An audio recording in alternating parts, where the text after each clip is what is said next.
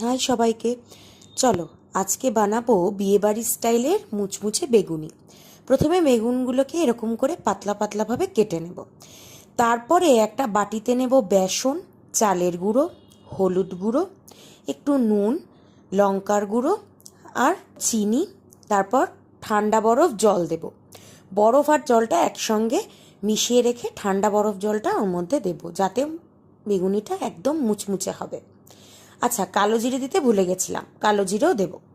দিয়ে আবার ভালো করে ফেটিয়ে নেব, নিয়ে কিছুক্ষণ রেখে দেব। আর একদম বেগুনি ভাজার আগে দেব খাবার সোডা, দিয়ে আবারও ব্যাটারটা ফেটিয়ে নেব। তারপর একটা কড়াইয়ে তেল গরম করে সেই বেগুনগুলোকে ব্যাটারের মধ্যে চুবিয়ে ভেজে নেব। ব্যাস, তৈরি হয়ে যাবে অনুষ্ঠান বাড়ির মতন মুচমুচে বেগুনি। তোমাদের যদি ভিডিওটা ভালো লেগে থাকে তাহলে লাইক, শেয়ার আর কমেন্ট করতে ভুলো না। টাটা।